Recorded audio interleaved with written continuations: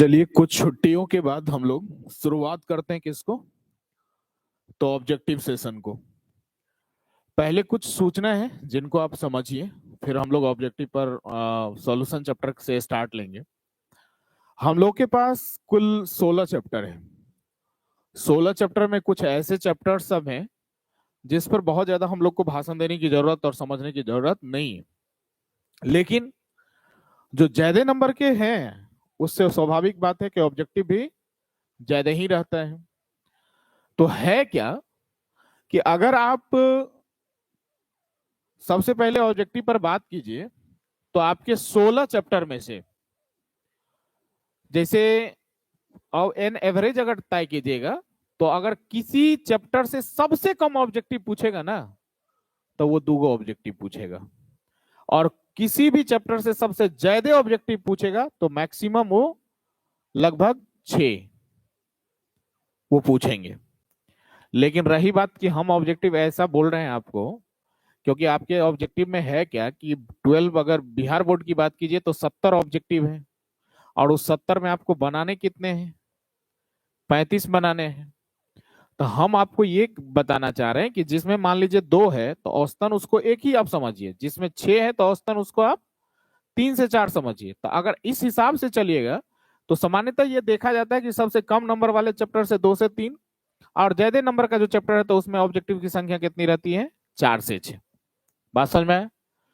तो अब 4 से 6 जो ज्यादा नंबर वाले चैप्टर सब हैं उस पे आप बात कीजिएगा तो उस चैप्टर में आ जाते हैं सॉल्यूशंस, उसमें आ जाते हैं इलेक्ट्रोकेमिस्ट्री, उसमें आ जाता है केमिकल काइनेटिक्स। ये जो कम ऑब्जेक्टिव वाले रेंज में आता है तो उसमें फिजिकल केमिस्ट्री में आ जाता है सॉलिड स्टेट, सरफेस केमिस्ट्री, ये सब कम में आ जाते हैं। ये फिजिकल की बात है।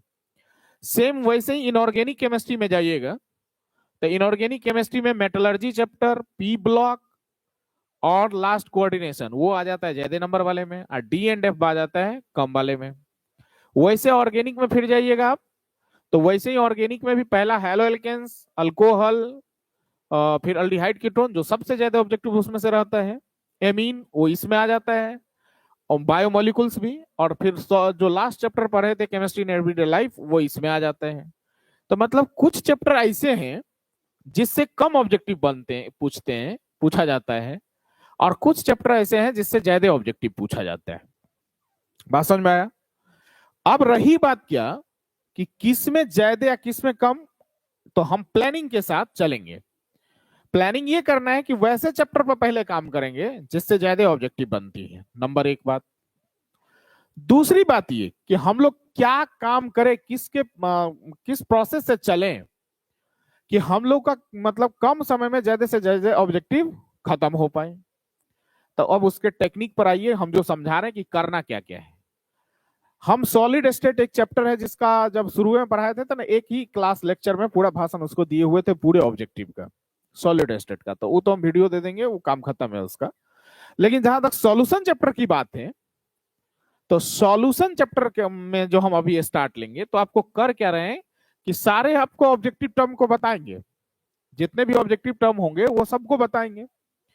लेकिन करेंगे क्या कि इस चैप्टर, जैसे आज सॉल्यूशन चैप्टर में भाषण दे रहे हैं तो आज आपको हमारा जो ऐप है आरपीएल केमिस्ट्री प्ले स्टोर पे, उस ऐप को आप डाउनलोड किए ही हैं, ठीक है। और वो जो ऐप डाउनलोड है उसमें क्रैश कोर्स का बैच जो था CC12 क्रैश कोर्स का बैच, उस बैच में आप देखिएगा तो वीडियो सब कुछ सारे है ही, और उसी वीडियो में के मतलब जितना भी सब लिखा हुआ है उसके बाद लाइव वीडियो से पहले ही एक उसमें पार्ट दिल है क्या, टेस्ट, मतलब एक टेस्ट का सेक्शन है उसमें अलग से। हम उस टेस्ट सेक्शन में क्या करेंगे कि आपको डेली 25 ऑब्जेक्टिव डाल देंगे। डेली इन द सेंस ये कि जैसे आज सॉल्यूशन चैप्टर पर पूरा ऑब्जेक्टिव भाषण देंगे तो उसी सॉल्यूशन चैप्टर के 25 ऑब्जेक्टिव का कल टेस्ट रहेगा। जैसे आज भाषण दिए और कल टेस्ट रहेगा, तो जैसे आज सॉल्यूशन चैप्टर पर भाषण दिए तो कल आप रात के 9 बजे में 9 PM में अपने टेस्ट का ऑप्शन आएगा और आप उसको टेस्ट देंगे। बात समझ में आया? 25 ऑब्जेक्टिव रहेंगे, समय हम 40 मिनट देंगे उसके बनाने के लिए, ज्यादा ही समय देंगे, बोर्ड का जो एक लेवल है वही लेवल रखेंगे। 25 ऑब्जेक्टिव को सॉल्व करने के लिए आपको हम 40 मिनट का टाइम देंगे, तुरंत हमारा ऐप चेक भी कर लेगा, तुरंत आपको रिजल्ट भी सेंड कर देगा। और रही बात, अभी हम आपको सॉल्यूशन चैप्टर का पूरा ऑब्जेक्टिव समझाएंगे, और कहिएगा तो सर आप ऐसा भी कर सकते हैं कि अभी तुरंत मान लीजिए पढ़ाए, तुरंत मान लीजिए अभी मतलब 6 साढ़े 6 बजे से लाइव आइए और 9 बजे में ऑब्जेक्टिव टेस्ट ले लीजिए, तो और आसान हो जाएगा और जल्दी समझा रहेगा, जल्दी बनाएगा। नहीं, लेकिन एक दिक्कत क्या होती है कि बहुत बच्चे अब अपना यहाँ से डेरा उड़ा खाली करके गाँव चल गए हैं। अब वहाँ नेटवर्क का इशू रहता है, नेटवर्क का प्रॉब्लम रहता है, तो वो लाइव वीडियो तो नहीं देख पाएंगे, वो सेव्ड वीडियो देख पाएंगे। तो जो सेव वीडियो देख पाएंगे, रिकॉर्डेड वीडियो, तो उसमें क्या है कि अब वो उनको हम 24 घंटे का टाइम देंगे, यानी आज पढ़ाए हैं, कल रात 9 बजे तक की बात है, तो अपना देख लेंगे, कल रहेगा 9 बजे रात में टेस्ट, तो अपना टेस्ट दे देंगे। फिर ये मत समझिएगा कि आज पढ़ाएंगे कल नहीं पढ़ाएंगे, कल टेस्ट, ऐसा नहीं है। अब से आज से यानी 8 तारीख जो आज है, आज से स्टार्ट हो रही है 8 जनवरी, तो अब लगातार चलाएंगे इसको, लगातार चला के इस ऑब्जेक्टिव सेशन को खत्म ही करना है हमको।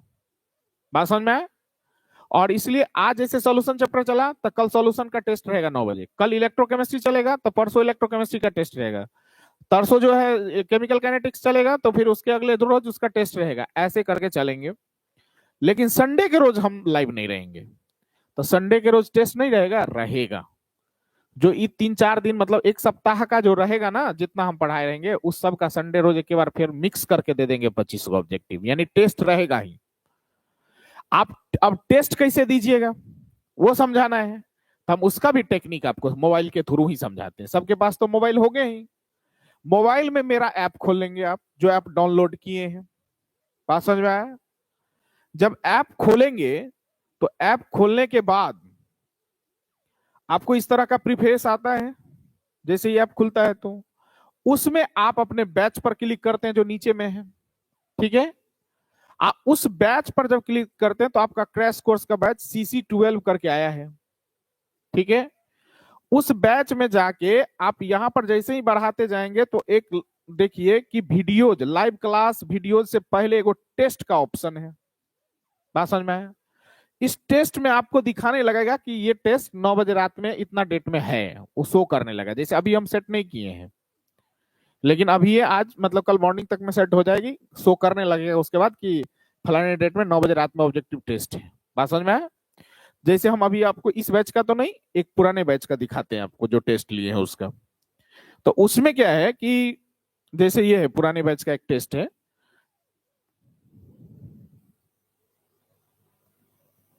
तो इसमें जैसे ही ऐसे बढ़ाते चल जाएंगे तो देखिए यहाँ टेस्ट का ऑप्शन है, और टेस्ट के ऑप्शन में देखिए जितना टेस्ट लिए हैं वो दिखा रहे हैं। अब उस टेस्ट पे जैसे ही ऐसे क्लिक करेंगे आप, ठीक है, तो वो खुलता है। इसमें जैसे ही क्वेश्चन पर जाते हैं, मान लीजिए हमको कोई एक बच्चे का दिखा देते हैं, एक लाइव डेमो देके कि उसका देखना है हमको कि कैसे वो ये है। तो देखिए क्वेश्चन इस तरह से आता है, मतलब ओवरऑल क्वेश्चन कैसे आएगा आपको टेस्ट वाले में, तो एक ऐसे करके है, पहले प्रीफेस पर ऐसे करके ऑप्शन है, यहां रहेगा क्वेश्चन, ठीक है। अब आप नीचे में उसका क्वेश्चन नंबर 1 का आंसर सीट है, लिख लो है आंसर की, उसमें ऑप्शन यहाँ है A, B, C और D, और फिर यहां पर लिखल है नेक्स्ट। यहां पर क्या लिखल है? नेक्स्ट। नेक्स्ट का मतलब होता है क्या? अगला। अब मान लीजिए क्वेश्चन नंबर 1 आया, तो क्वेश्चन नंबर 1 आप पढ़ लीजिए, समझ लीजिए, क्वेश्चन नंबर 1 लिखा रहेगा, और मान लीजिए उसका आंसर हुआ C, ठीक है। तो आप इस C पर यहां पर क्लिक कर दीजिए। क्लिक करने के बाद अब देखिए जैसे ही क्लिक कर दिए तो एक का आंसर हो गया, और 2 काम करना होगा, मतलब दूसरा क्वेश्चन पर जाने के लिए यहां भी क्लिक कर दीजिएगा तो दूसरा क्वेश्चन पर चले गए, और उसका आंसर देने के लिए यहां नेक्स्ट किए तो अगला पर चल गए। तो मतलब 2 जगह क्लिक कीजिएगा, तो एगो क्वेश्चन वाले जगह पर और एक कहा आंसर वाले जगह पर, तो फिर अगला क्वेश्चन आएगा।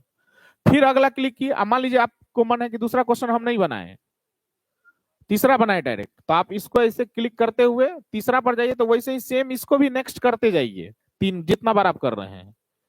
बात समझ में?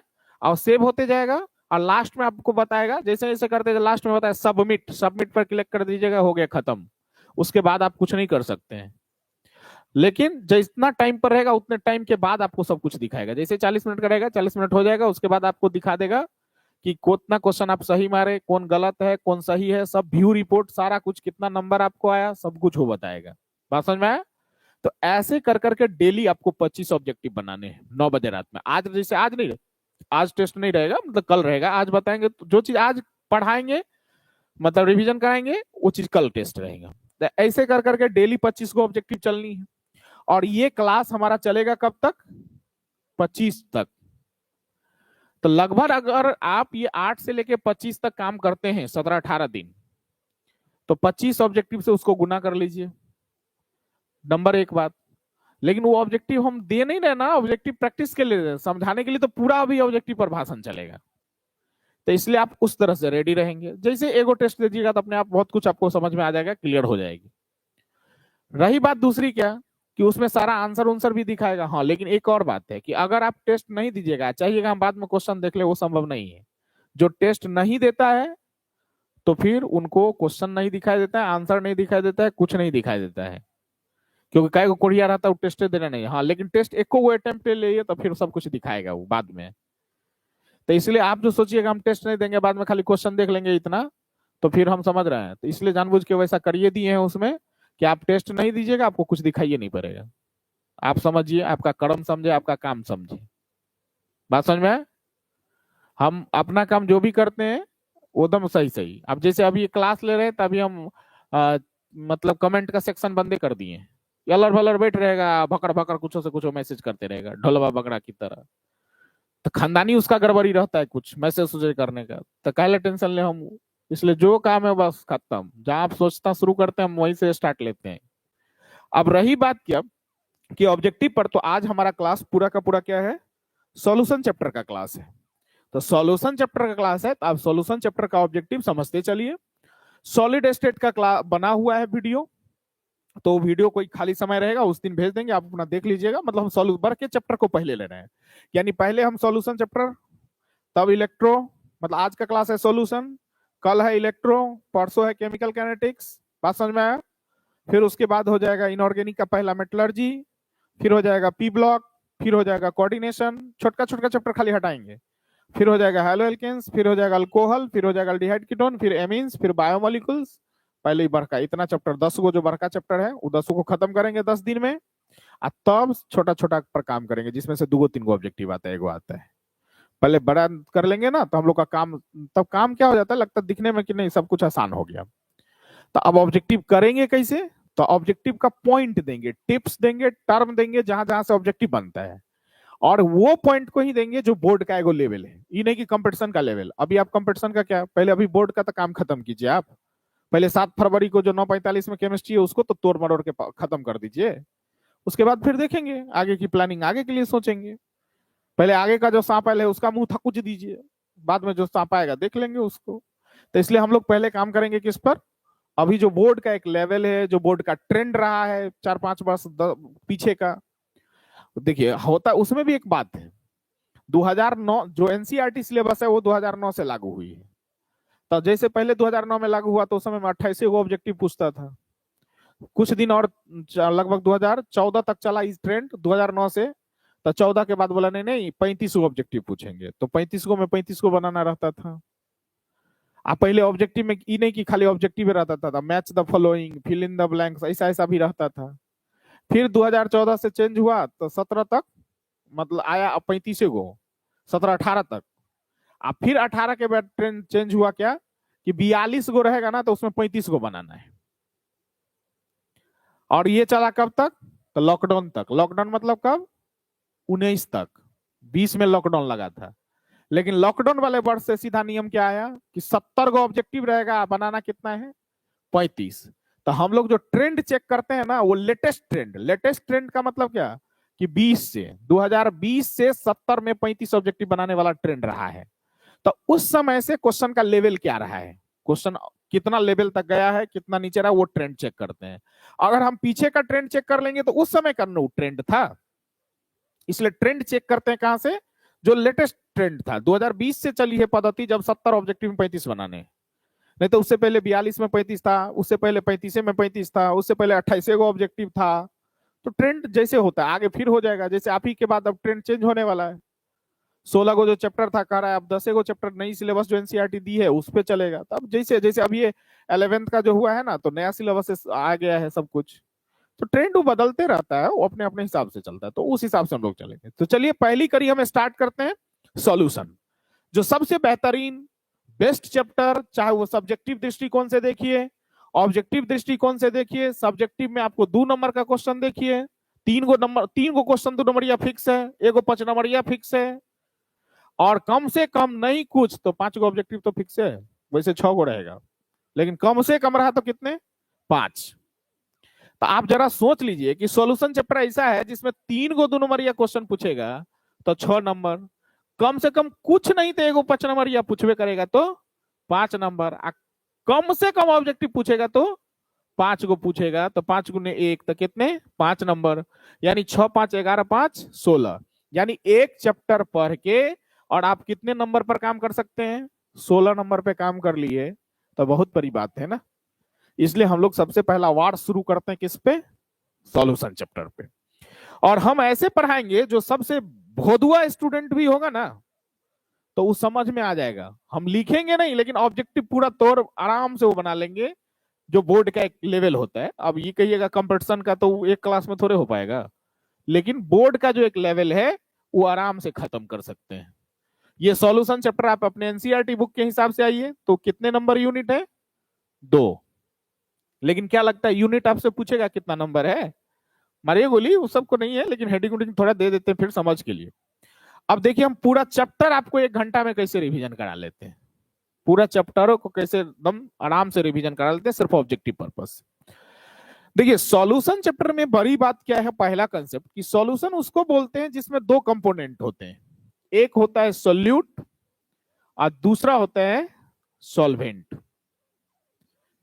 ये 2 कंपोनेंट होते हैं, एक ये कि जो घुला, एक वो जिसमें घुला।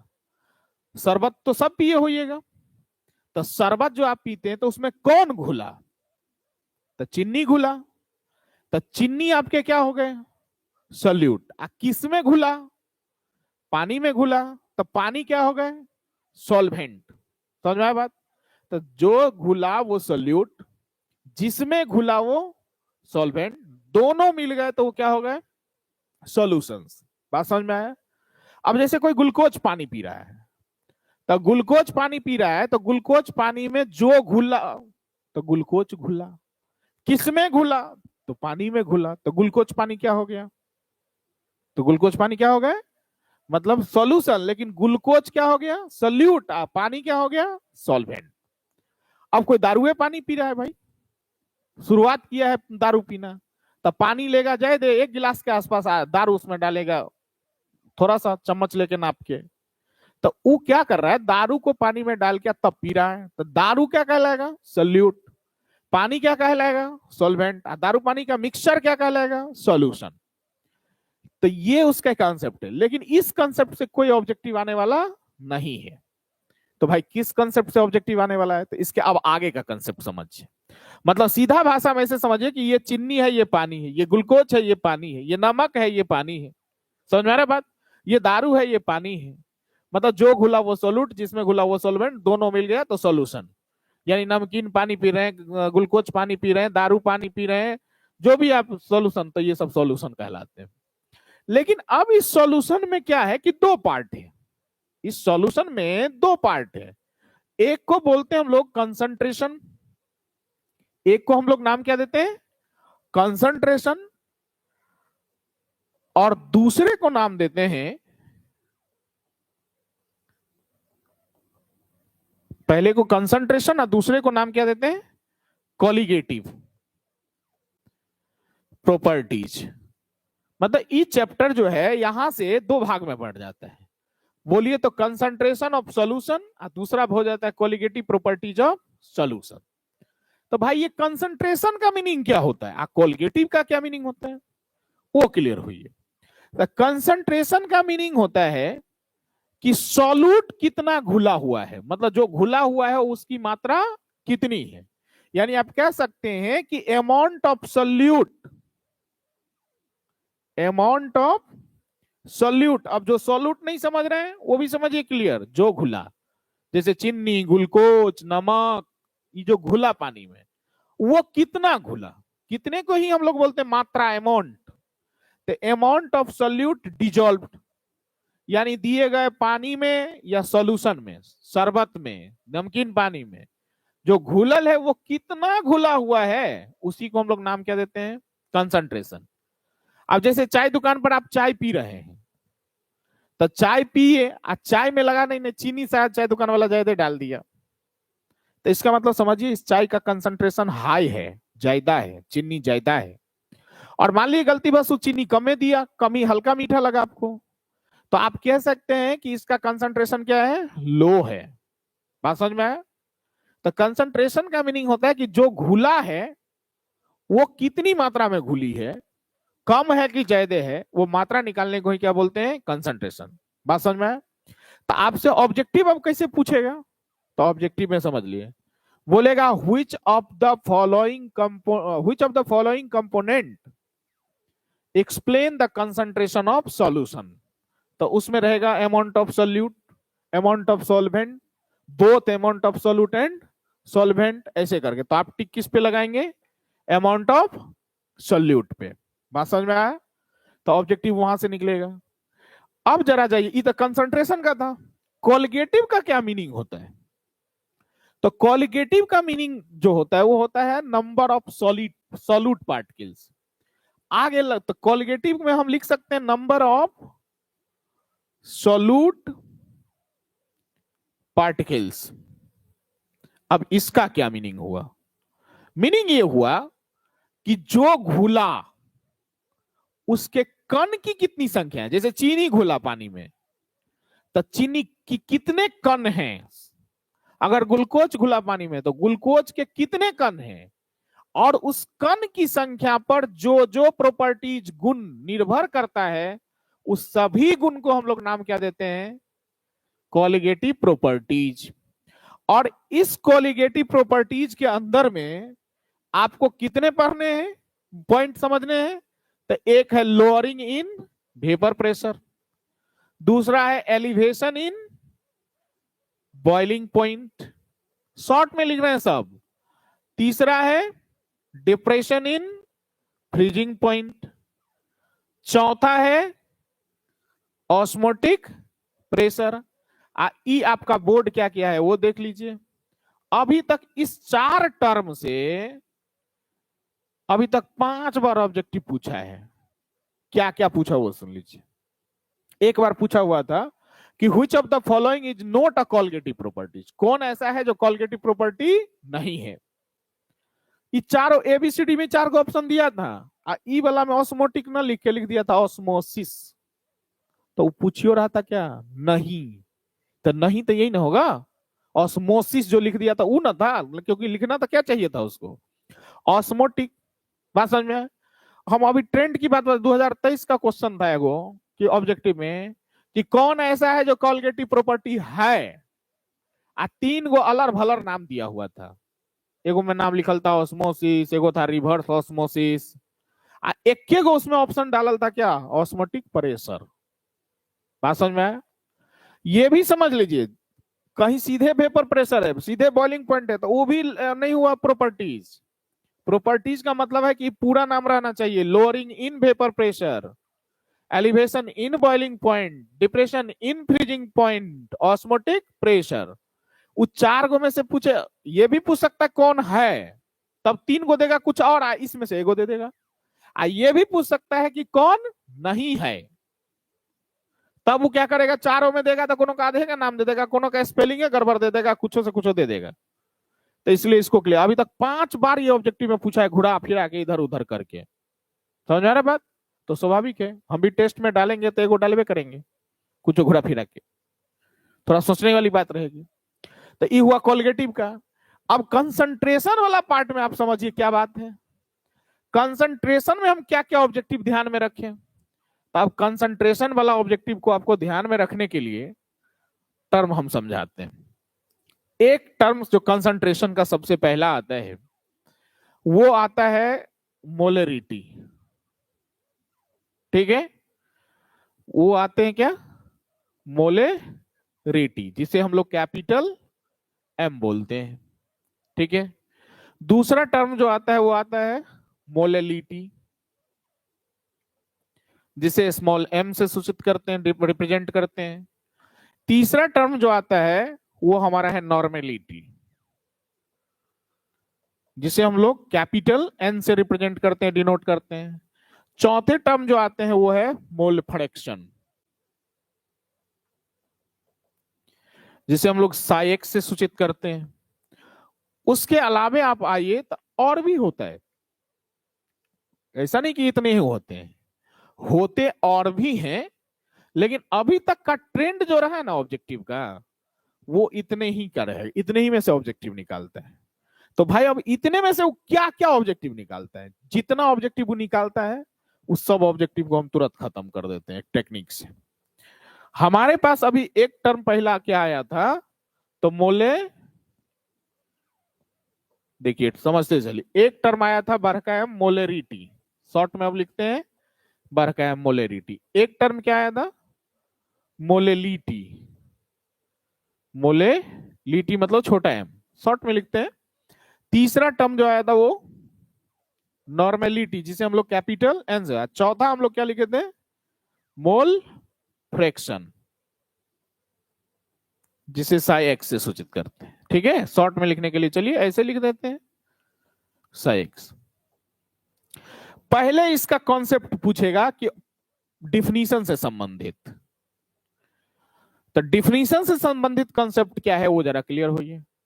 मोलेरिटी का ये है कि लिखा हुआ है number of moles of solute dissolved in per litre of solution, ये है पर लीटर।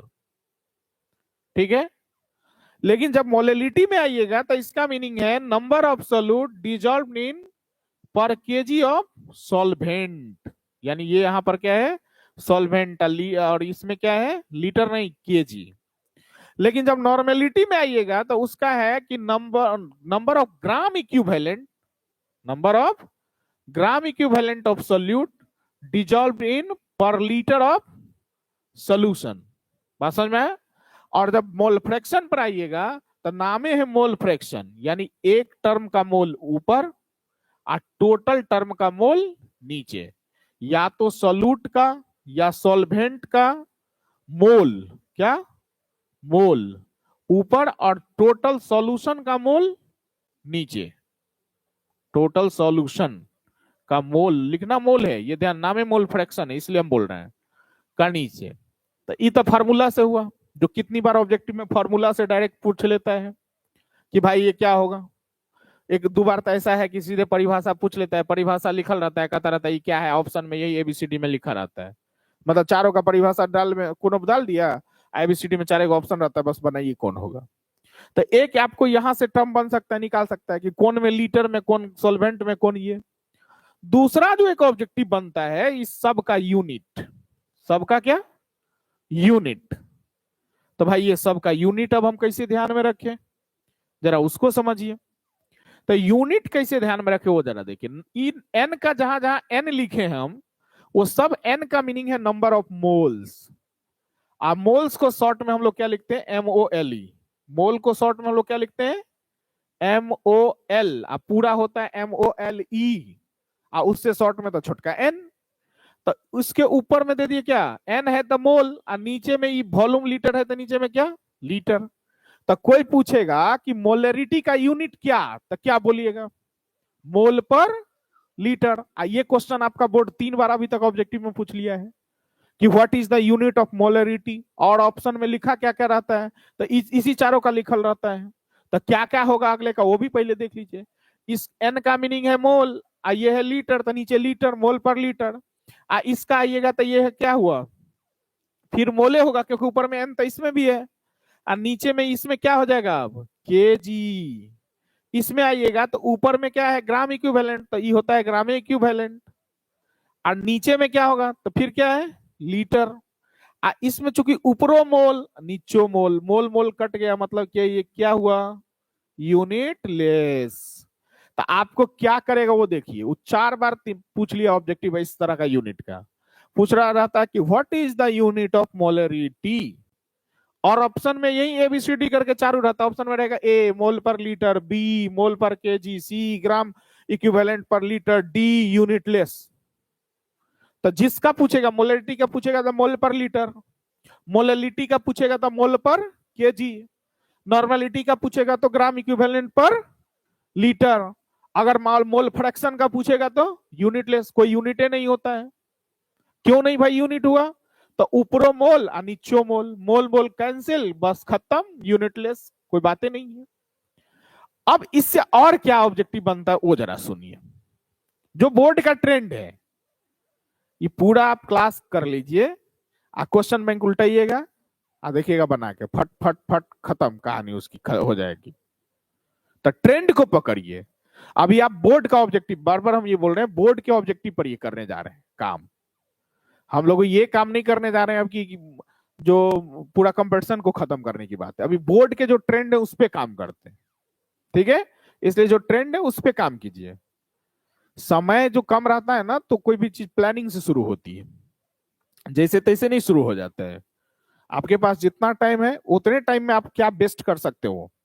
क्या को ये भी सोच रहे होंगे कि सर इस बीच में इतना 6-7 दिन 8 दिन का गैप दे दिया तब शुरू किए हैं। तो आप देखिएगा अच्छे बैट्समैन किनको माने जाते हैं जानते हैं?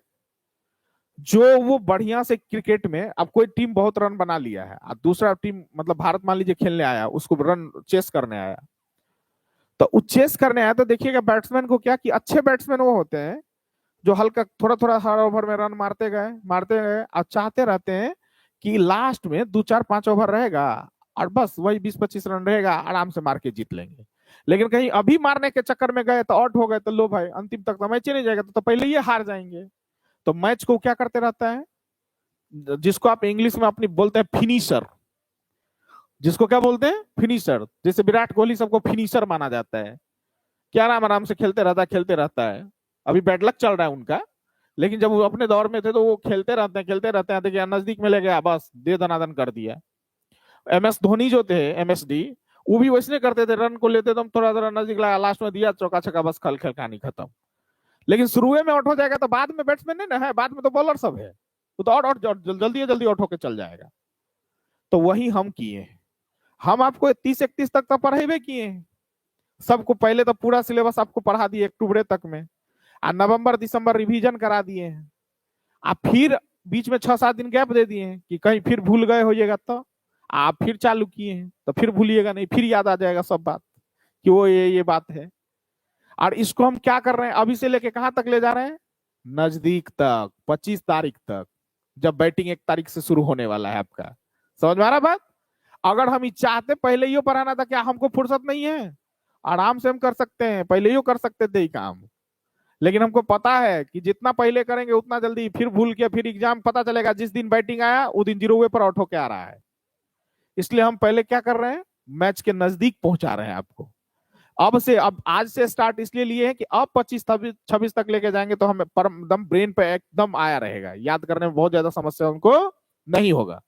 तो नजदीक ले जाने के लिए काम किए हैं आप, इसलिए बेफिक्र रहो। टेस्ट क्यों डेली डालेंगे, इसलिए डालेंगे कि अब आप अभी देखिएगा वीडियो, एक बार पुनः देख लीजिएगा। मान लीजिए हम कल बोल दिए रात में कल 9 बजे टेस्ट है, तो आप कहे वो 9 बजे टेस्ट है तो चल 8 बजे देख लेते हैं सर का वीडियो एक बार जल्दी जल्दी। आप वीडियो देखने में एक और चीज होता है कि वीडियो में ऑप्शन, जैसे अभी हम आपको लाइव में जा रहे हैं और दोबारा मन हो आपको देखने का, जल्दी जल्दी देखने का, तो उसमें ऑप्शन रहता है बढ़ाने का कि 1 पर देखना है, मतलब नॉर्मल देखना है कि 1.5 की 2.0, कितना स्पीड से देखना है। तो अगर आपको जितना, मान लीजिए आप 9 बजे टेस्ट है, 8:30 बजे है, रिवीजन करना है, तो आधा घंटा में आप 2.0 पर डाल के जितना वीडियो तेजी से चलाना चाहिए जल्दी जल्दी चलेगा, तुरंत रिवीजन हो जाएगा। तो ये करके तुरंत आप 9 बजे में क्या देंगे, टेस्ट देंगे और माइंड क्लियर हो जाएगा। और वो टेस्ट नहीं रहेगा, वो जो भी ऑब्जेक्टिव रहेगा ये सब्जेक्टिव रहेगा। अभी वो बात क्लियर है, बोलते हैं खुल के। जैसे आपको सब्जेक्टिव का हम शॉर्ट में पढ़ा दिए, क्वेश्चन सब लिमिट कर दिए, वो इसने वो टेस्ट नहीं है, वो ऑब्जेक्टिव गेस है। और वो ऑब्जेक्टिव गेस उन्हीं के हाथ लगेगा जो टेस्ट देगा, क्योंकि जो टेस्ट नहीं देगा उसको दिखाई भी नहीं करेगा वो, इसलिए वैसा लॉजिकली लगाए। नहीं तो आपको क्या लगता है कि हम बाहर से PDF ये सब नहीं दे सकते हैं? सब दे सकते हैं, लेकिन सब दे देंगे तो मार्केट में बिकना चालू हो जाएगा वो। इसलिए ऐसा जगह पर दे दिए कि अब जो टेस्ट देगा वही उन्हीं के पास रहेगा, दूसरे के पास बाबा जी का ठुल्लू। इसलिए ऐसा किए हैं, सबके पीछे कुछ ना कुछ लॉजिक रहता है। तो जो टेस्ट देंगे वो ठीक है रहेगा, उनके नहीं देंगे नहीं दीजिए आप, हमको क्या जाता है। मार्कशीट में मैं केमिस्ट्री के आगे कोनो मेरा नाम थोड़ा लिखल रहेगा, आप ही का नाम लिखल रहेगा भाई ऊपर में, मम्मी पापा दोनों का नाम लिखल रहेगा बढ़िया से, इज्जत से, अच्छा स्पेलिंग में। आपका तो फोटो लगल रहेगा, मुहरो लगल रहेगा। वो ठीक है अजय देवगन वाला लगा रहे या जैकी श्रॉफ वाला लगल रहे, लेकिन लगल तो रहेगा फोटो जरूर, थुथुन बढ़िया से दिखता रहेगा। तो अपनी स्थिति अपने हिसाब से देख लीजिए आप। अब रही बात क्या, जो ऑब्जेक्टिव अब इस टर्म पर आप आइएगा, तो इसमें ई सब तो ऑब्जेक्टिव बना, यूनिट बना, उसके फॉर्मूला बने, उसके नेम बने। अब एक ऑब्जेक्टिव और कहां बनता है वो सुन लीजिए। कहेगा क्या कि कौन ऐसा है जो टेम्परेचर पर निर्भर करता है और कौन ऐसा है जो टेम्परेचर पर निर्भर नहीं करता है। तो भाई अब ये कैसे समझेंगे कौन टेम्परेचर पर निर्भर करता है कौन टेम्परेचर पर निर्भर नहीं करता है। तो उसका एक बेस्ट टेक्निक ये है कि जिस किसी के फॉर्मूला में लीटर है, वॉल्यूम है, वो टेम्परेचर पर निर्भर करता है, जिस किसी के फॉर्मूला में लीटर वॉल्यूम नहीं है वो टेम्परेचर पर निर्भर नहीं करता है। जैसे आप जरा इसमें देख लो कि अगर आपसे कोई बोलेगा कि ये पहला मोलरिटी टेम्परेचर पर निर्भर करेगा कि नहीं करेगा, तो हम आपको कंसेप्ट क्या समझाएं, जिस किसी के फॉर्मूला में लीटर है तो वो टेम्परेचर में निर्भर करेगा, जिसमें लीटर नहीं है मतलब वॉल्यूम नहीं है मिलीलीटर या लीटर, तो वो निर्भर नहीं करेगा। तो इस किसी के इसमें फॉर्मूला में है लीटर, तो इसका मतलब ये टेम्परेचर पर निर्भर करेगा। टी का मतलब क्या, टेम्परेचर, समझ में आ रही बात। और इसमें देखिए इसमें लीटर है, लीटर या मिलीलीटर है, वॉल्यूम है नहीं है, इसका मतलब मोलरिटी टेम्परेचर पर निर्भर नहीं करता है। काट देने का मतलब निर्भर नहीं करता है, सही लगाने का मतलब निर्भर करता है। और नॉर्मलिटी में लीटर है कि नहीं है, इसका मतलब ये टेम्परेचर पर निर्भर करता है। इसके फॉर्मूला में लीटर एमएल है नहीं है, इसका मतलब ये टेम्परेचर पर निर्भर नहीं करता है। इसी में एगो और आता है फॉर्मेलिटी, जो सब्जेक्टिव में तो नहीं पूछता है लेकिन ऑब्जेक्टिव में रह सकता है, चलिए उसको भी हम डालिए देते हैं। फॉर्मेलिटी नाम है फॉर्मेलिटी, तो ये नाम जिसका है फॉर्मेलिटी, तो समझिए देखिएगा कोनो काम रहता है ना तो कहता है कि फॉर्मेलिटी निभा रहे हैं। आप ही में से काईगो होइएगा जो 12 बोर्ड का एग्जाम है कपार पर आप पढ़ने का फॉर्मेलिटी निभा रहे होइएगा कि सर्टिफिकेट हो जाए, तब पापा के दहेज ले में कोई दिक्कत नहीं होती। कहते दुल्हा साइंस सेंटर के ने ला रहे 6 लाख, साथ में एगो अपाची दही, चाहे कन्या एक आंख सांधे कैला नहीं हुई, तो वो बात होगी कैगो के मन में, तो हुआ फॉर्मेलिटी निभाने वाला पढ़ाई करना।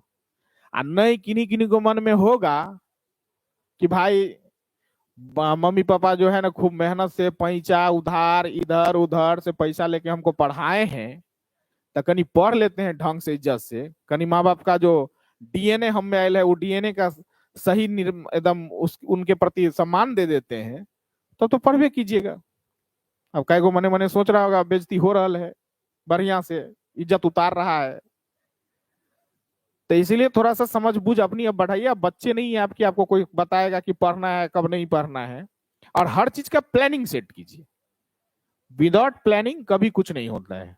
जितना समय है उतने ही समय में हड़बड़ाइए मत। मान लीजिए तेरा अभी जैसे आज 8 तारीख हुआ, आज आपको लगा रहे हम तो बायोलॉजी या फिजिक्स में कुछ पढ़वे नहीं किए, ला गेलो काम से, केमिस्ट्री में कुछ पढ़वे नहीं किए। आज ही से आप सोच लो हमको सब में से दूगो 2 नंबरिया करना है डेली, और रवि संडे हमको 2 5 नंबरिया करना है, ऐसा सेट कर लो आप। तब वो अभी से आप जोड़िएगा ना, तभी 22 दिन है, 44 गो 2 नंबरिया क्वेश्चन हो जाएगा। और संडेयो जोड़िएगा ना तो 5 7 8 गो 5 नंबरिया क्वेश्चन हो जाएगा, तब वो बहुत क्वेश्चन बन जाएगा आपसे। लेकिन आप सब प्लानिंग कर रहे हैं, खाली खाली दिन रात बोले जा रहे हैं, सबको टेंशनों दे रहे हैं, अपनो टेंशन ले रहे हैं कि कहाँ कुछ भेलो रे, मतलब प्लानिंग आपके पास कुछ है ये नहीं। सेट कर लो ना भाई कि हमको इतना टाइम से इतना टाइम में फिजिक्स का 2 नंबरिया याद करना है, इतना टाइम से इतना टाइम में फिजिक्स का 5 नंबरिया याद करना है, इतना टाइम से इतना 2 नंबरिया हमको याद करना है केमिस्ट्री से, इतना टाइम में 5 नंबरिया याद करना है केमिस्ट्री से। ऐसे करके सबका सेट कर लीजिए। मैथमेटिक्स चूंकि बनाने वाली चीज है तो उसमें सेट कर लीजिए कि भाई 2-3 घंटा जो है मैथमेटिक्स का पहला चैप्टर बनाइए लेंगे, आज खत्म एक चैप्टर, सेट कर लीजिए ना इसे। एनसीईआरटी, एनसीईआरटी से मैथमेटिक्सों में एनसीईआरटी से बाहर नहीं जाइएगा। अभी आप आईआईटी जीमेंस का एग्जाम देने नहीं जा रहे हैं, ये बोर्ड भगवा बोर्ड का एग्जाम देने जा रहे हैं, इसलिए आराम से आप जो एनसीईआरटी से बाहर कुछ पूछ भी नहीं करता तो झुट्टू आप अभी अल्बर्ट आइंस्टीन के फेरा में पढ़ रहे हैं और आर्यभट्ट के फेरा में। आपको जो एक लेवल है एनसीईआरटी से पूछती है तो बस एकदम ट्रेंड सेट कर लीजिए कि मैथमेटिक्स में आज एगो एक्सरसाइज बनाना है और टारगेट सेट कर दीजिए एक्सरसाइज कितना है और हमारे पास दिन कितना बचल है। अगर दिन कम बचल है और चैप्टर पूरा एक्सरसाइज एक दिन में डेली नहीं आ रहा है तो वैसे ही चैप्टर को बनाएंगे जिसमें ज्यादा नंबर का पूछता है, सीधा बात खत्म। कम वाले को बने भी नहीं करेंगे, बन गया नहीं बन गया जाओ गोली मारते हैं, हटाओ साइड करो उसको। बहुत ज्यादा टेंशन वाले चीज को नहीं। अब काय को हमारे केमिस्ट्री में क्या बोलेगा कि सर रिएक्शन बहुत हो गया हमारा तो याद नहीं होता है, तो काहे टेंशन लेना, मारिए रिएक्शन को गोली। पूरा फिजिकल इनऑर्गेनिक रिएक्शन में जो है ना अंतर सब है वो लास्ट में बायोमोलिक्यूल से वो सबको क्लियर कर लीजिए, हो गया। क्योंकि वहां थोड़े कि सब क्वेश्चन हमको बनाना है, 20 गो दूनवरिया में से 10 को बनाना है, 6 गो पचनवरिया में से 3 को बनाना है। वहां हमको जितना बनाना है उतने जाके वहां हम पढ़ाने थोड़े जा रहे हैं कि सब क्वेश्चन का जवाब दे के आएंगे। हमको छाटने का ऑप्शन ना भाई आप दिए हैं, तो लगा जितना है उतने पर लिमिट लगाएंगे। ज्यादा रिएक्शन देख देख के टेंशन काहे लेने का, जितना है हम तो ऐसे पढ़ाते हैं कि वहां छांटने में आपको कोई दिक्कत ना हो। वहां ई नहीं कोई क्वेश्चन में हो कि भाई ई क्वेश्चन नहीं बनता है, ई क्वेश्चन बनता है, तो ई नहीं, उस वहां ये देखना रहता है कि सबसे बढ़िया से कौन बनता है वही 10 को बनाना है, ऐसे सिलेक्शन लेनी है। तो एक टाइम टेबल के हिसाब से काम कीजिएगा तो अभी बहुत समय है, 22 दिन कम समय नहीं होता है एग्जाम के लिए। आराम से आप सब सब्जेक्ट को कमांड में ले सकते हैं, बशर्ते कि पढ़ने का मन हो। और समय कैसे निकलेगा, ये काय को ये बोलता रहता कि हमारे पास तो समय ये नहीं है, ये कर लेते हैं वो कर लेते हैं। आप कुछ नहीं कीजिए, अपने पास से मोबाइल हटा लीजिए, एक दिन भर दिन बैठ के देख लीजिए, समय ये समय मिलेगा आपको। मोबाइल पर 8 घंटा बिता लेते हैं, कहते समय ये नहीं है, ये तो वह गधा वाली बात हो गई। मोबाइल हटा लीजिए और 2-4 को दोस्त कम कर लीजिए, लगेगा भर दिन समय, ये समय काट नहीं पाइएगा। ये 24 घंटा बोलते होता है, कम ना होता है, तो इसलिए थोड़ा समझदारी आपको रखने की जरूरत है। तो वही एगो शब्द है फॉर्मेलिटी। फॉर्मेलिटी इसलिए बोर्ड में सब्जेक्टिव में नहीं आता है कि नाम है उसका फॉर्मेलिटी, कहता है कि पढ़ा तो आपको दिए देवे किए हैं, जैसा मोलरिटी होता है सेम फॉर्मेलिटी होता है। फर्क बस इतने हैं कि जो प्लस माइनस में टूटता नहीं है उसके लिए मोलरिटी शब्द यूज करते हैं, जो प्लस माइनस में टूट जाता है उसके लिए फॉर्मेलिटी यूज करते हैं। जैसे ग्लूकोज C6H12O6 प्लस माइनस में देखें टूटा हुआ, वो पानी में घुल गया, उसका जब निकालते हैं कोई भी तो मोलरिटी निकालते हैं, लेकिन नमक पानी में घुल गया तो उसका क्या निकालते हैं, फॉर्मेलिटी, क्योंकि नमक Na+Cl- में टूटता है ना। तो ये दिमाग में भर लीजिए कि जैसा मोलरिटी वैसा फॉर्मेलिटी, तो फॉर्मूलो वही सेम रहता है, तो सेम रहता है, तो इसमें लीटर है तो इसमें भी लीटर न रहेगा। और जब लीटर रहेगा तो मोलरिटी जब डिपेंड करता है टेम्परेचर पर, तो फॉर्मेलिटी कहता है कि हम भी डिपेंड करते हैं किस पर, टेम्परेचर पर। समझ में आई बात। तो इस पांचों में कौन टेम्परेचर पर निर्भर किया और कौन नहीं किया वो समझ में आया। मोलरिटी किया, क्यों किया, क्योंकि उसमें वॉल्यूम है।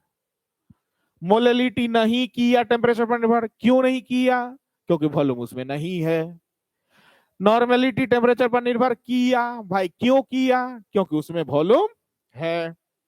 मोल फ्रैक्शन टेम्परेचर पर निर्भर नहीं किया, तो क्यों नहीं किया, क्योंकि उसमें वॉल्यूम नहीं है।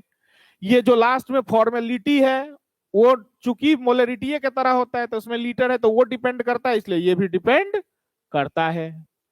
हो गया। तो ये आपके थे किसके, कंसंट्रेशन वाला पार्ट के ऑब्जेक्टिव के। अब चलिए क्वालिटेटिव वाला पार्ट के एक एक पॉइंट पर, मतलब पहले लोअरिंग पर, तब एलिवेशन पर, तब चलेंगे डिप्रेशन पर, और तब चलेंगे किस पे, ऑस्मोटिक पर। बात समझ में आया। चलिए अब अगले पॉइंट पर बढ़ते हैं। लिखना नहीं ये सब लिखिए कि क्या कॉपी पर कौन लिखल है, खाली सुनना है।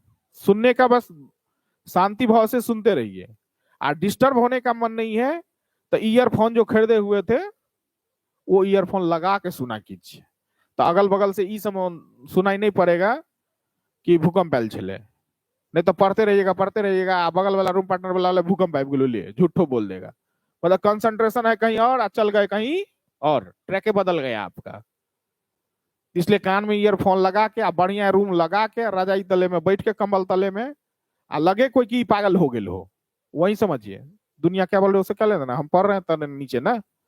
हाँ, खाली ही नहीं कि अंदर में जाके खेसारी लाल का कोनो वीडियो चालू कर लीजिएगा, तो खेसारी लाल वाला रिजल्ट रहेगा मार्कशीट पर, वो जान लीजिए। वो दूसरा तब रिजल्टो ना रहेगा, उसमें रिजल्टो रहेगा। तो कहीं औकात से, हाँ ठीक है, कभी कभार देख लीजिए, वो चलता है, मानव है भाई, थोड़ा सा चलता है, जब लगे कि मूड खराब हो गया तब चलता है कुछ देर के लिए, लेकिन कंट्रोल। आजकल का समय ऐसा है ना जो आपको अपने मन तन पर कंट्रोल रखने की जरूरत है, नहीं तो ये दुनिया में मतलब बधाने वाला आदमी सब जगह फंसा है। ये दुनिया एकदम पूर्ण लोकतांत्रिक वे में चल रहा है, इसलिए आप कहीं भी जाके फंस सकते हैं। बस मन तन पे कंट्रोल रखिए, और मन तन पे कंट्रोल जब आप रख रहे हैं तो निश्चित रूप से बहुत आगे बढ़ जाइएगा। जिनको धैर्य है वो आगे बढ़ जाता है, हड़बड़ाने का नहीं। हड़बड़ा गए तो फिर काम खराब हो जाएगा आपका। इसलिए थोड़ी सी सोच समझ पेशेंस की जरूरत है, धैर्य की जरूरत है। चलिए हम लोग बात करते हैं अब किस पर, कोलिगेटिव पर। कोलिगेटिव के अंदर में मैंने बोले 4, lowering in vapour pressure, elevation in boiling point, depression in freezing point, और ऑस्मोटिक प्रेशर। हम जहां जहां इन बोल रहे हैं कहीं कहीं ऑफ भी लिखल रहता है, बात एक ही है। लोअरिंग इन वेपर प्रेशर यानी वेपर प्रेशर में कमी, ठीक है। लोअरिंग ऑफ वेपर प्रेशर तो वेपर प्रेशर का कमी, बात एक ही होता है, कोई बहुत ज्यादा अंतर नहीं है इसमें। अब रही बात, उसमें हम पहला आपको समझाने जा रहे हैं क्या, लोअरिंग इन वेपर प्रेशर।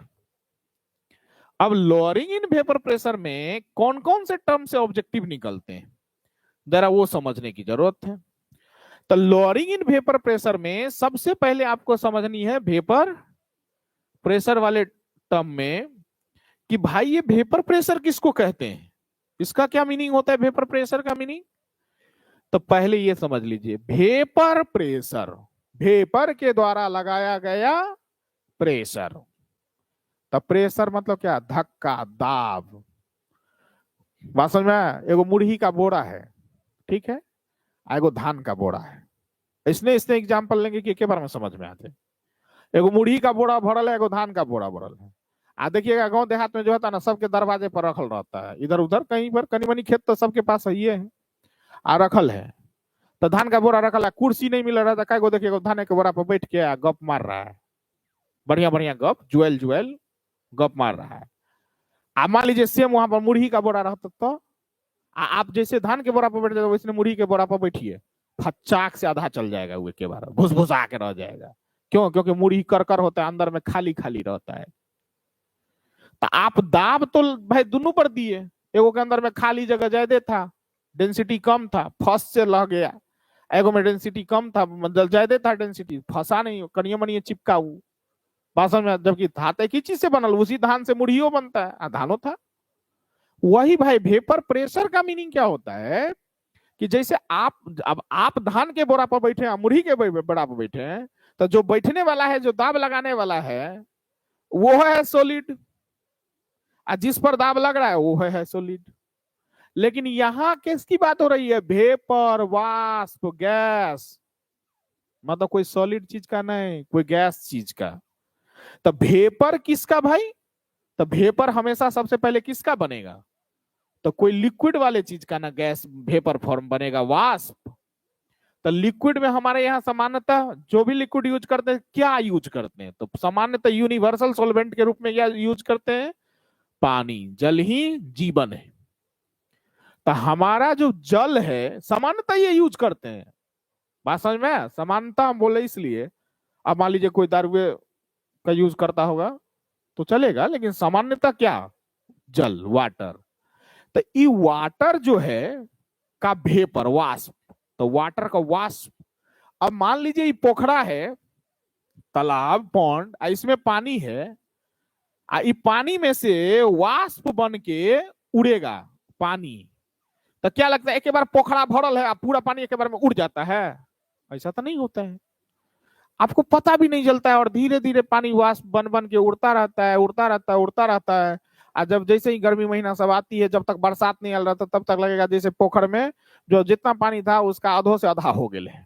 आप बोलने रहते आप तो पोखर सूखे वाला भगलो रहो, तो पोखर सूखे वाला भगलो रहो, तो पानी में से गेलो कहाँ रहो, तो पानी कहाँ गया, वाष्प बन बन के उड़ गया। तो वाष्प बन के उड़ गया तो सीधे उड़ गया कि कुछ किया तब उड़ा। अब जैसे आपको ऊंची कूदनी है तो ऐसे खड़े रहिएगा हनुमान जी की तरह बस उड़ो, ऐसा तो आपके पास सिस्टम नहीं है। पंछियों को उड़ना होता है ना, तो अपना फेदर को, पंख को फरफराता है तो उड़ता है। तो वैसे ही अगर आपको ऊंची कूदनी है तो धक्का पहले किधर मारते हैं? जमीन पर। उड़ना है ऊपर, कूदना है ऊपर, ऊपर की ऊंची कूद, लेकिन धक्का मार रहे हैं किस पर?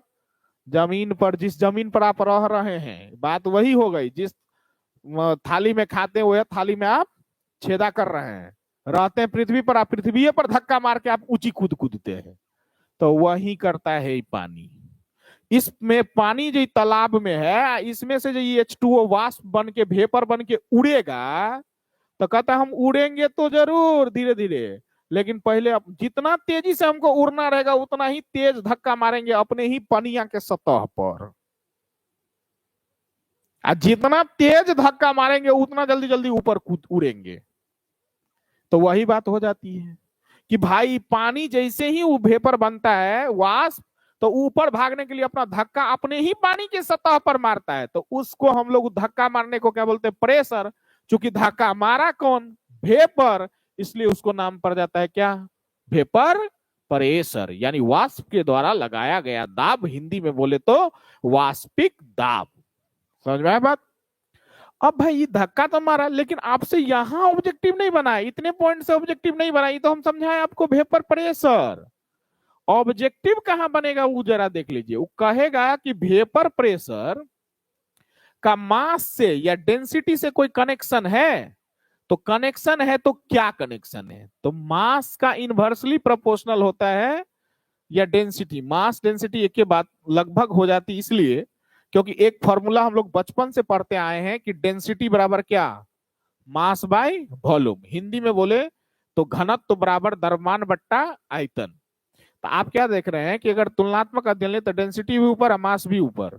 तो डेंसिटी जिसका ज्यादा तो मास भी ज्यादा, डेंसिटी कम तो मास भी कम। तो एक तरह से डेंसिटी मास ऑलमोस्ट सेम भूमिका में आ जाता है अगर कहीं पर रिलेशन हम लोग बात करते हैं तो।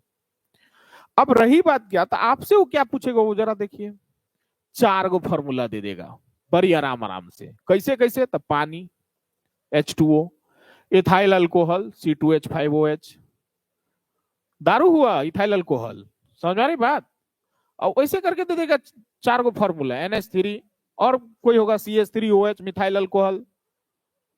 अब दे दिया, सब लिक्विड है, सब सॉल्वेंट है। अब इसमें चारों में पूछेगा कि बताओ चारों में वेपर प्रेशर किसका ज्यादा है, या नहीं तो पूछेगा किसका कम है। तो भाई किसका ज्यादा है या किसका कम है, तो ये कैसे निकलेगा? तो हम अभी अभी यहां लिखे ना मास का क्या उल्टा। तो अब आप हमसे पूछिएगा कि सर ये मास का उल्टा क्यों लिखे आप, हमको आप समझा दीजिए। तो देखिए सीधा सा आप समझिए, जिसका मास ज्यादा होता है, क्योंकि आप एक टर्म लिखते हैं लोअरिंग इन वेपर प्रेशर। तो मान लीजिए थोड़ा देर के लिए लोअरिंग इन वेपर प्रेशर, तो चीनी को मतलब शुगर को, चीनी को पानी में घुला दिए, तो अब हमारे पास वो बिवरेज बन गया, शरबत बन गया। तो लोअरिंग इन वेपर प्रेशर क्यों बोलते हैं? तो यहां है वाटर, वाटर मतलब सिर्फ H2O, लेकिन इस शरबत में तो दोनों चीज है, H2O भी है और शुगर भी है। शुगर मतलब C12H22O11 भी है, ये दोनों चीज है इसमें। इसमें तो H2O ही है। तो इसमें H2O ही है, तो मास कितना होगा? 1 गुने 2 प्लस 16 मतलब कितने? 18। इसमें एगो H2O का मास 18, C12H22O11 का जोड़िएगा 12 गुने 12, 1 गुने 22, 16 गुने 11, तो 342 आता है। तो 18 प्लस 342 मतलब कितने हो गए? 360। तो इसका मास आ रहा है 360, इसका मास कितना आ रहा है? 18। तो भाई वेपर प्रेशर किसका ज्यादा होगा? तो मास का हम लिखे उल्टा। तो आप कहेंगे सर मास का उल्टा क्यों लिख दिए, ये कौन तरीका से आप उल्टा लिखे? तो हम आप ही को समझा देते हैं सिंपल भाषा में कि ऊंची कूदना हो, और मान लीजिए आपको कूदना हो और आपका वजन है 60 किलो, और आप ही का एगो 60 जैसा दोस्त है, कुंभकर्ण जैसा, खल्ली जैसा एगो दोस्त, जिसका वजन है 1 क्विंटल, दिन रात भात ठूसता है, चावल ठूसता है, अब एकदम रजाई कंबल तले खूब फोप काट के सोता है नाग सांप की तरह। उसका वजन कितना है? 1.5 क्विंटल। और आपका वजन कितना है? 60 kg। आ दोनों कहिएगा दोस्त, दोनों आदमी ऊंची कूद के लिए लगाता दे रेस, के ऊंची कूद जाए कुछ, तो क्विंटलिया जो दोस्त है आके 60, वो कहा दोस्त हम हार गए। पहले ही वो कहेगा हम हार गए। काहेला बोलेगा हार गए? क्योंकि उनको पता है कि दोनों आदमी कहीं दूर के जाके, क्योंकि खड़े खड़े तो उड़ तो नहीं जाएंगे, ऊंची कूदना कूदना है। तो ऊंची कूद जो कूदना है तो उसके लिए तो जमीन पर धक्का मारेंगे तबे ऊपर न उठेंगे। तो भाई हम भी जाएंगे, ये हो जाएंगे, हम मारेंगे जैसे जमीन पर धक्का, पता चलेगा जमीने धंस गेलू ले। ई तो है 60 किलो का, ई तो फट से उड़ जाएगा ऊपर की ओर। तो देखे आप वेपर प्रेशर किसका ज्यादा था?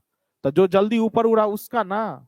तो कम वजन वाले क्या हो गए जल्दी। इसलिए देखिएगा क्रिकेट में बाउंड्री पर फील्डिंग किसको लगाया जाता है फील्डिंग के रूप में? जो खिलाड़ी देखिएगा 1 लीवर करेगा वजन। क्रिकेट वर्ल्ड कप का T20 की याद है ना, डेविड मिलर का शॉट था ना खूब बढ़िया। आप बाउंड्री पर कैच को लिया सूरज कुमार यादव। अब सूरज कुमार यादव 1 लीवर का है, हार्दिक पांड्या 1 लीवर का है, रविंद्र जडेजा 1 लीवर का है।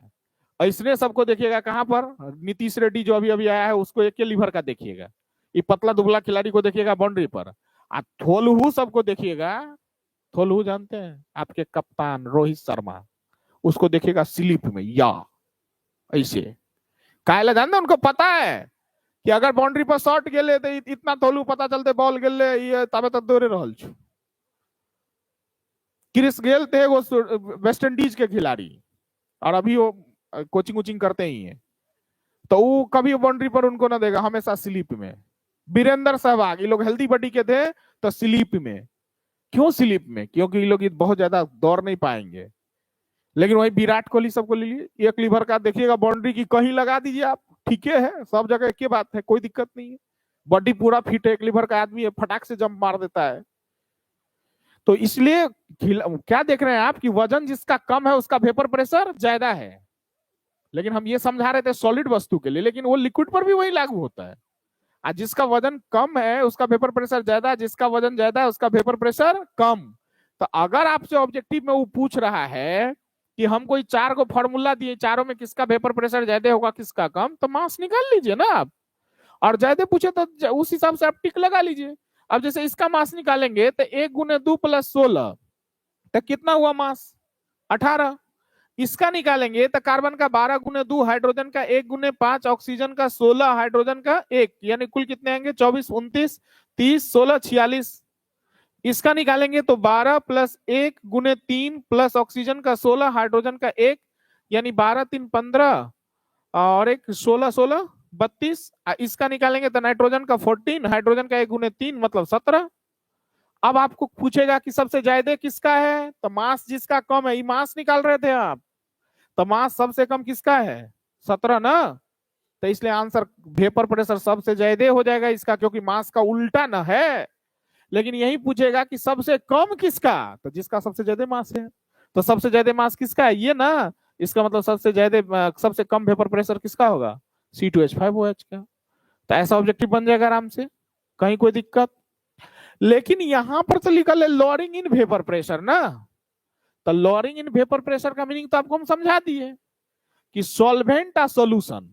आप कहेगा सॉल्वेंट आ सॉल्यूशन, तो सॉल्वेंट उसको बोलते हैं जिसमें घुला है, यानी पानी। जो सामान्यतः हम लोग पानी ये यूज करते हैं, सामान्यतः दारू यूज हो सकता है, मिथाइल अल्कोहल हो सकता है, लेकिन सामान्यतः हम लोग अपने जीवन में क्या करते हैं?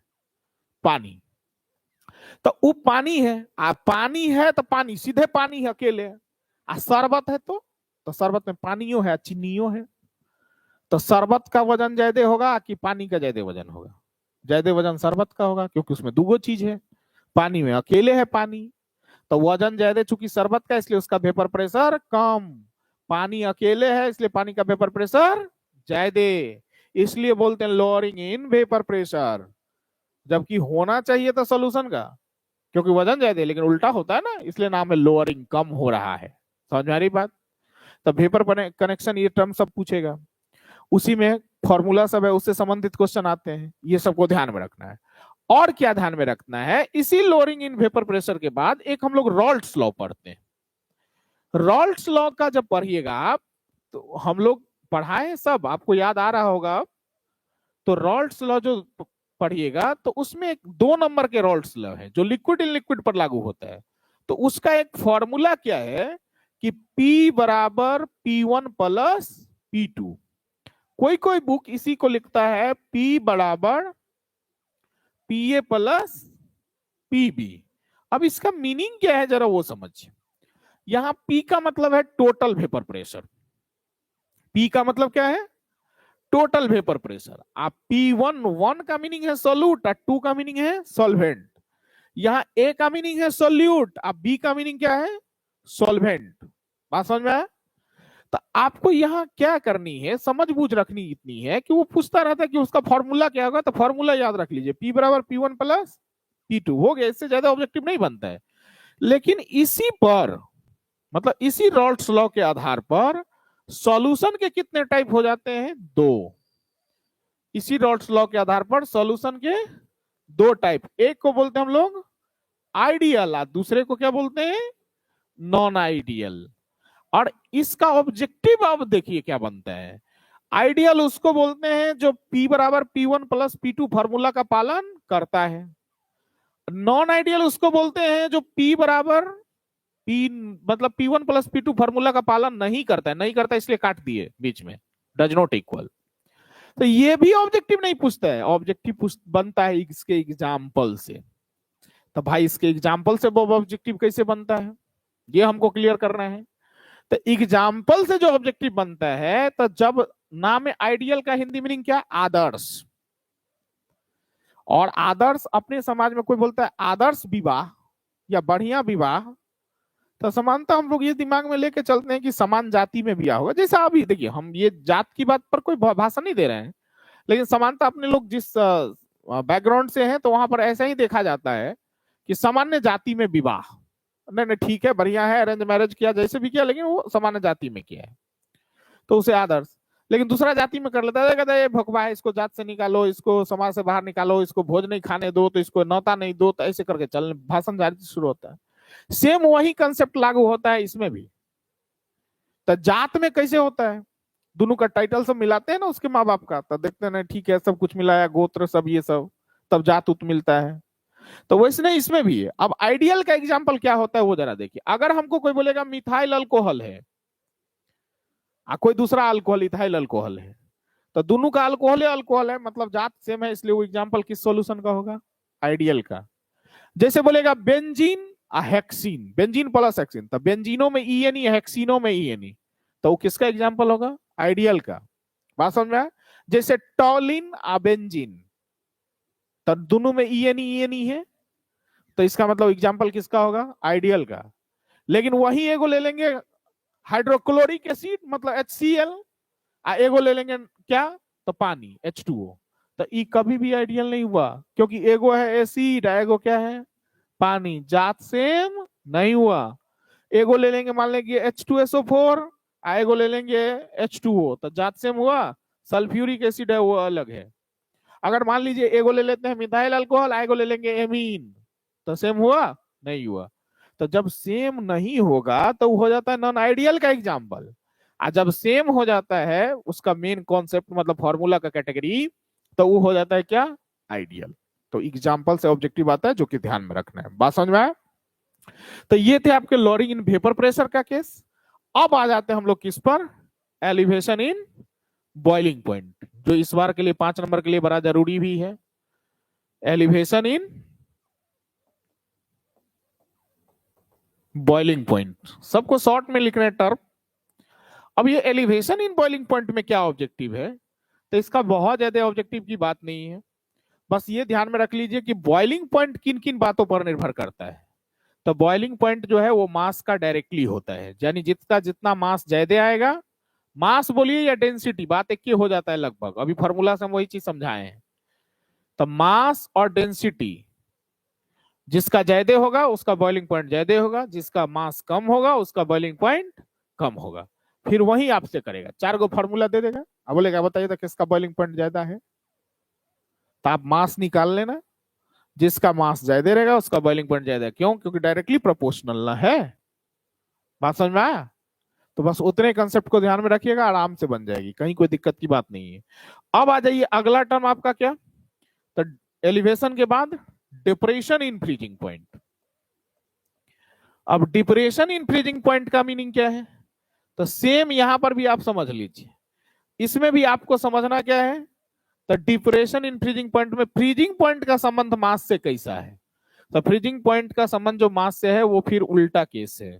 जिसका मास कम रहता है उसका फ्रीजिंग पॉइंट ज्यादा रहता है, जिसका मास ज्यादा रहता है उसका फ्रीजिंग पॉइंट कम होता है। तो फिर आपको अगर ऐसा क्वेश्चन पूछे तो मास से अपना कोरिलेट कर लीजिएगा, निकालिएगा, देख लीजिएगा, उस हिसाब से सेट कर लीजिएगा।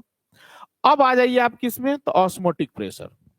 ऑस्मोटिक प्रेशर का जो टर्म है उसमें क्या कॉन्सेप्ट सब है ऑब्जेक्टिव के लिए। तो ऑस्मोटिक प्रेशर में जो टर्म सब है उसमें ऑब्जेक्टिव के लिए तो थ्योरेटिकली सब्जेक्टिव के लिए अच्छा क्वेश्चन बनता है। ऑस्मोसिस का परिभाषा, तो ऑस्मोटिक प्रेशर में ऑस्मोसिस को याद करिए आप, तो उसका परिभाषा आप क्या लिखें? परिभाषा उसमें ये आप लिखें कि उसमें लोअर से कहां जाता है, हायर की ओर जाता है। ऑब्जेक्टिव में पूछता रहता है उल्टा पुल्टा करके, और किसके थ्रू जाता है? एसपीएम के थ्रू जाता है, सेमी परमेबल मेम्ब्रेन। लेकिन जब रिवर्स ऑस्मोसिस में आप जाइएगा, रिवर्स में, तो रिवर्स में वो कहां से कहां होता है, तो हायर टू लोअर। कितने लोग कंफ्यूज कर जाते हैं इसलिए कि जिनका नाम रिवर्स है उसमें है हायर टू लोअर, जिसका नाम रिवर्स नहीं है सीधे ऑस्मोसिस है उसमें कहां से कहां जाता है, लोअर टू हायर। आज ये दोनों में एसपीएम के थ्रू जाता है। एक और टेक्निक समझ लीजिए, एक और टर्म आता है डिफ्यूजन। जो पेड़ पौधा सब जो है ना पानी खींचती है, वो टर्म सब में भी यूज होता है, विसरण, डिफ्यूजन। तो डिफ्यूजन, ये डिफ्यूजन में क्या होता है कि हमेशा डिफ्यूजन में हायर टू लोअर जाता है, मतलब ये हायर टू लोअर। लेकिन इसमें एसपीएम नहीं होता है, एसपीएम काट दिए। बात समझ में आया? इसमें एसपीएम नहीं होता है, सेमी परमेबल मेम्ब्रेन नहीं होता है। सेमी परमेबल मेम्ब्रेन किसको बोलते हैं वो समझा दिए हुए हैं बढ़िया से, कि अपने लोग का जो ये स्किन है वो सेमी परमेबल मेम्ब्रेन है, क्योंकि अंदर से पसीना के रूप में पानी तो निकलता है, लेकिन सॉल्यूट जो दाना पानी खाए वो निकलता है, नहीं निकलता है। तो ये सेमी परमेबल मेम्ब्रेन है। तो ये सब पॉइंट्स ध्यान में रखने हैं। ऑस्मोटिक प्रेशर किसको बोलते हैं, तो वैसा प्रेशर जो ऑस्मोसिस को रोक दे तो उसे क्या बोलते हैं, ऑस्मोटिक प्रेशर। उसका फॉर्मूला क्या है, तो वो ध्यान में रख लीजिए। एक बार फॉर्मूले से ऑब्जेक्टिव आ गया था। फॉर्मूला उसका क्या है, पाई बराबर सीआरटी। हम आपको पाई का मतलब ऑस्मोटिक प्रेशर, आप ऑस्मोटिक प्रेशरों से सूचित करते हैं और पीओ से सूचित करते हैं, मतलब पाइयो से सूचित करते हैं और पीओ से। तो एक बार जो ऑब्जेक्टिव आया था पाई न देखिए यहाँ पर क्या डाला हुआ था, पी, पाई न डाला था। ऑब्जेक्टिव में क्या पूछा जाता है, ई नहीं पूछा था, चार को ऐसा कह रहा था कि सी बराबर क्या, पी बाय आर टी, फिर सी बराबर क्या, आर टी बाई पी, ऐसे करके चार को ऑप्शन दिया था। अब बोल रहा था ऑस्मोटिक प्रेशर का कौन सही फॉर्मूला है बताइए। ई नहीं दिया था, पाई बराबर सीआरटी, पी बराबर सीआरटी नहीं दिया था, वो समझ गया ई डालेंगे तो पट से पकड़ लेगा।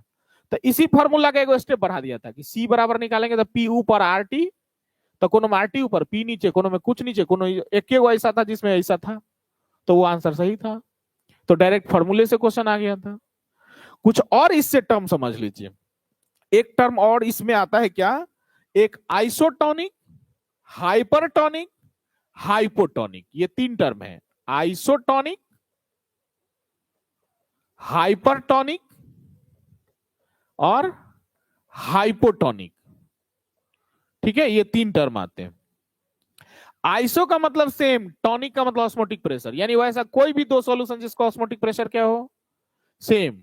तो ऑस्मोटिक प्रेशर जिसका सेम हो जाता है तो उसके फार्मूला जो पाई बराबर सीआरटी वो भी सेम होगा, उसका सीओ सेम होगा। ये सब ध्यान में रखना होता है। लेकिन हाइपरटोनिक का मीनिंग होता है जिसका ऑस्मोटिक प्रेशर ज्यादा हो, हाइपो का मतलब होता है जिसका कम हो। तो आइसो का मतलब होता है सेम, बराबर, ऑस्मोटिक। हाइपर का मतलब होता है मोर, ज्यादा।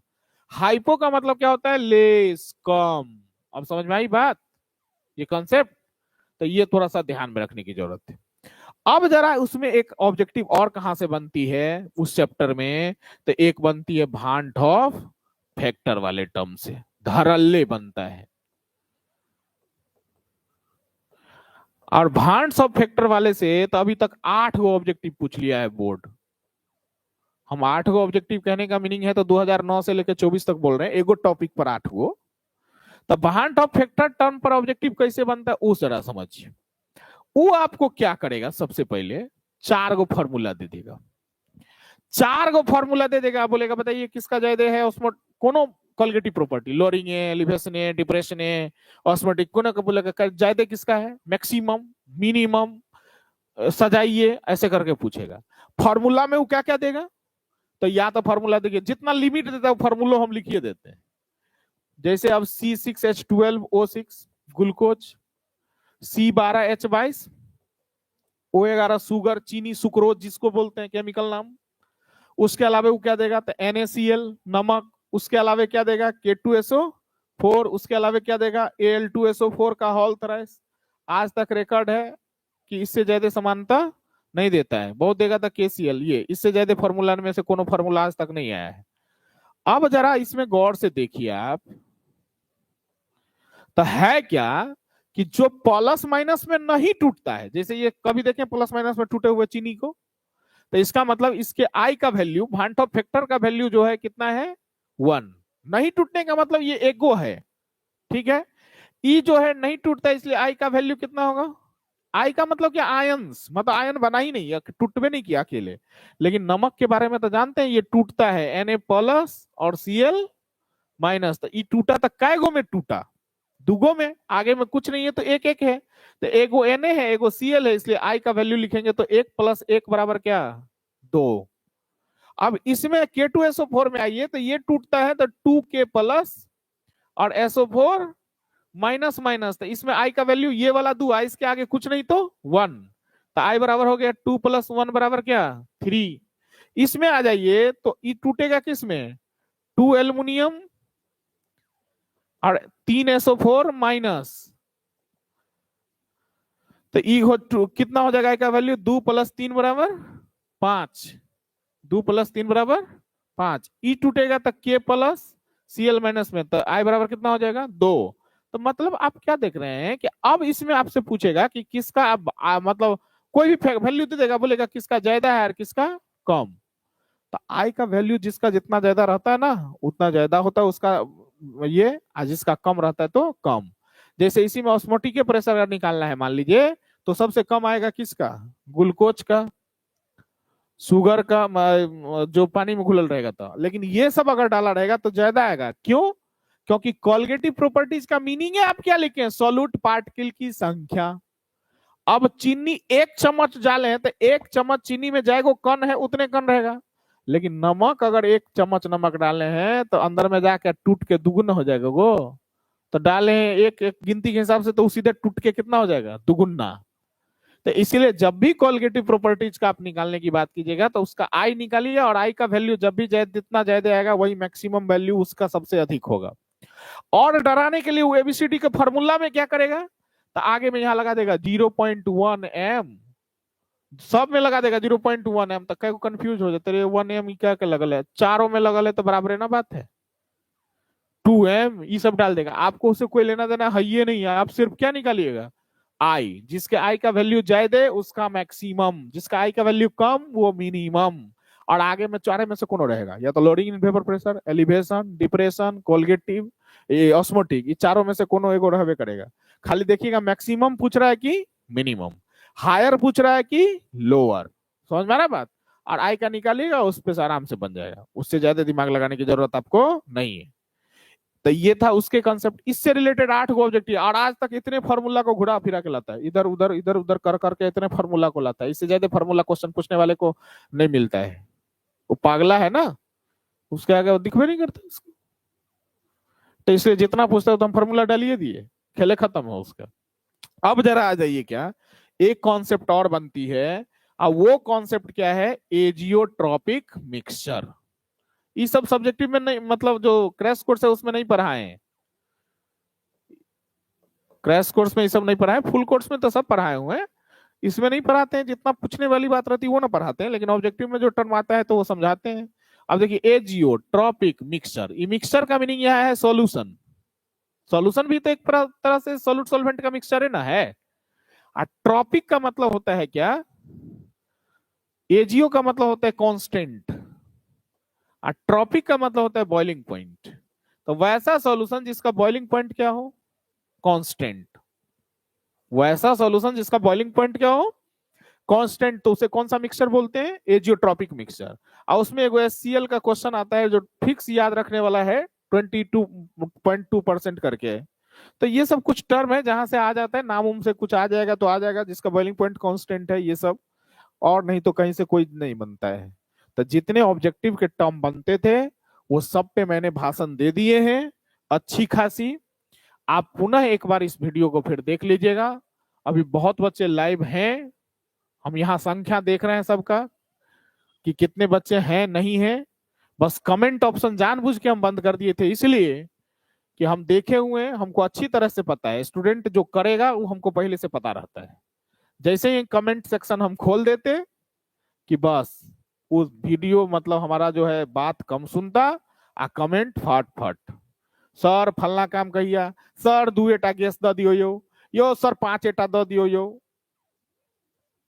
तो ये सब नहीं करिए आप बस प्लानिंग से चलिए। हम पहले भी बोल दिए कि केमिस्ट्री के लिए आपको बहुत ज्यादा दिमाग नहीं लगाना है, आपको जितना लिमिट भर क्वेश्चन दिए उसको क्लियर कीजिए। हम इसमें ऑब्जेक्टिव पर भाषण देने के लिए आते हैं। हाँ ठीक है, अलग बात है कि सब्जेक्टिव हो उससे रिकॉल हो जाता है, जो भूल गए हैं आप तो थोड़ा थोड़ा रिकॉल हो जाता है, लेकिन मुख्य फोकस हमारा इसमें कहां पर है, ऑब्जेक्टिव पर है। आप इसको देखिए, कल रात के 9 बजे में इस सॉल्यूशन चैप्टर का, रात के 9 बजे 9 PM में सॉल्यूशन चैप्टर का कल 25 गो ऑब्जेक्टिव का टेस्ट आपके ऐप के CC12 जो क्लास है उसमें टेस्ट कैटेगरी में जाइएगा, टेस्ट सेक्शन में, तो आपको 25 गो ऑब्जेक्टिव क्वेश्चन कल दिखने लगेगा दोपहर के बाद 12 बजे के बाद। बस 9 रात बजेगी, आप क्लिक करेंगे और क्वेश्चन बना था, ये नहीं कि फटफट मार के खत्म कर लीजिएगा तुरंत। हम फिर समझा रहे हैं, एक दो जगह पर बढ़ाना होता है, क्वेश्चन वाले के आगे तीर जैसा रहता है उस पर बढ़ाएगा तो अगला क्वेश्चन आएगा, और नीचे में आंसर के आगे नेक्स्ट मारिएगा तो अगला आंसर देना होगा। ऐसे कर करके 25 को बनाइएगा, डेली 25-25 को ऑब्जेक्टिव रहेगा, और अभी लगातार लगभग 22 दिन 25 दिन चलेगा, 25 तारीख तक तो पक्के चलेगा। एक दो दिन देखेंगे इधर उधर बढ़िए जाए तो हम चाहते हैं कि 25 तक चलावे, तो लगभग 600 700 800 ऑब्जेक्टिव बनाइएगा आप। और उसमें भी संडे को मिक्सअप करेंगे, यानी अभी चैप्टर चैप्टर देंगे आपको टेस्ट में, और संडे को क्या कर देंगे, 25 को के बदला में 30 को कर देंगे, आप मिक्सअप कर देंगे, तो और आपका क्या हो जाएगा, क्लियर हो जाएगा। तो इस कंसेप्ट को आप पढ़े हैं, समझे हैं, सब्जेक्टिव सब भी याद किए हैं, और उस पर क्वेश्चन रहेगा, बनाइएगा, आपको भी लगे नहीं नहीं आराम से बन जाएगा, कोई दिक्कत की बात नहीं। लिमिट जितना कम कम समय है, उस कम समय में बेहतर क्या कर सकते हैं, हमेशा हमारा प्लानिंग वो होना चाहिए, और प्लानिंग टारगेटेड वे में होनी चाहिए कि भाई ये हमको करना है, ऐसी चीज करनी है, इतनी करनी है, उस पर काम कीजिए। ज्यादा हाई भम्बट इस सब में ना रहिए। बहुत ऐसे टीचर हैं जो अभी आपको क्या करते होंगे, लंबा लंबा देते जा रहे होंगे, ये करना है तो भाई तो अब कम समय उसमें इतना कैसे ही कर पाएगा। समय जैसा है वैसे उतने को लिमिट लगी, आपको लग जाए कि टीचर हमको इतना से ज्यादा देने लगा, लिमिट से बाहर जा रहा है, छोड़ दीजिए आप। बस आप एक लिमिट रखिए ना कि हमको इतना 2 नंबर करने हैं, इतना 5 नंबर करने, हो गया। आप कम समय में जो बेहतर कर सकते हो उस पर प्लानिंग कीजिए। टीचर हर बच्चे के दृष्टिकोण लेके नहीं चलते हैं, उनका काम है बस एक मीडियम लेवल के बच्चे को लेके चलना। कुछ हायर बच्चे होते हैं खूब एक्स्ट्रा ब्रिलियंट कैटेगरी के स्ट्रीम, तो फिर उनको है क्या कि भाई आप पूरा कर लिए हैं तो चलो चलो मेनो कॉपी का मेन मेन क्वेश्चन अलग अलग अलग कुछ लगता है ऐसा है जो प्रीवियस ईयर में पूछा हुआ है, तो उस पर देख लेते हैं एक नजर। नहीं लगता है नहीं इतना ही काफी है तो ठीक है छोड़ दीजिए। जो कमजोर है, लगता है कि नहीं इतना हम नहीं कर पाएंगे, तो आप ठीक है उसमें भी छेड़ लीजिए। जो बहुत भारी आपको लगता है याद करने में है उसको हटाइए ना, बहुत भारी या लेंदी है, बहुत लंबा चौड़ा लग रहा है, टेंशन है, तो फिर उसको काले टेंशन लेना, हटाओ भाई, उसके जगह हम दुगो और याद कर लेते हैं। हाल नहीं, लेकिन ये भी नहीं कि सबको हटा लीजिए तो हो गए लोग काम। इसलिए थोड़ा सा एक कंट्रोल रखिए, पेशेंस रखिए जहां पर है उस पे। और टेस्ट देने, आज टेस्ट नहीं है, कल फिर 9 बजे रात में होगा। कल हम इलेक्ट्रोकेमिस्ट्री पर भाषण देंगे, लेकिन टेस्ट होगा किसका? सॉल्यूशन का। परसों फिर इलेक्ट्रोकेमिस्ट्री का टेस्ट होगा। ऐसे करके हम लोग चलते बनेंगे। बात समझ में आया? इससे क्या हो रहा है कि ऑब्जेक्टिव भी तैयार हो रहा है, और जो सब्जेक्टिव अगर भूल हो जा रहे हैं तो फिर से वो क्या हो रहा है? याद हो रहा है। बात समझ में आया? तो मिलते हैं हम लोग कल के इलेक्ट्रोकेमिस्ट्री के साथ, और कल फिर रात में आपको सॉल्यूशन चैप्टर का 9 बजे में टेस्ट रहेगा। वो ऑनलाइन आप टेस्ट मोबाइल के थ्रू दे सकते हैं। और अगर उसमें मान लीजिए आपको कोई लगता है प्रॉब्लम है, तो फिर आप मैसेज भी करिएगा। ऐप को डाउनलोड कीजिएगा प्ले स्टोर से, आरपीएल केमिस्ट्री ऐप, और डाउनलोड करके सही से कुत्ता भाकुर वाला नाम ना देके कहीं इज्जत से नाम दे दीजिएगा। और उसके बाद आप जैसे करिएगा तो उसे हमसे कनेक्ट हो जाएगा, तो आप हमको मैसेज कर सकते हैं कि सर हमको इसमें जुड़ना है, कोड भेज दीजिए, हम कोड वोड भेज देंगे, आप जुड़ सकते हैं उसमें। ऐप के थ्रू आप कंट्रोल में हमसे मिल टच में रह सकते हैं। और इधर उधर कुछ फोन कीजिएगा, कुछ कीजिएगा, हम उठे भी नहीं करेंगे। अलर भलर कुछ से कुछ फोन आता रहता है, खाली ऐप के थ्रू कनेक्ट रहिए, सारा काम होते रहेगा, कोई टेंशन की बात उसमें नहीं है। तो मिलते हैं हम लोग कल इलेक्ट्रोकेमिस्ट्री के साथ। आज सॉल्यूशन की कहानी खत्म हो गई। सॉलिड स्टेट का पहले से लेक्चर बना हुआ है, वीडियो जो यूट्यूब पर है वो हम आपको सेंड कर देंगे जब खाली दिन रहेगा तब, क्योंकि उससे ज्यादा ऑब्जेक्टिव नहीं रहता है, इसलिए अभी टेंशन नहीं देंगे आपको। इलेक्ट्रोकेमिस्ट्री हम लोग कल भाषण देंगे, आज सॉल्यूशन की ये कहानी थी। क्लियर है सबको? बेस्ट ऑफ लक, मिलते हैं हम लोग कल। Thank you.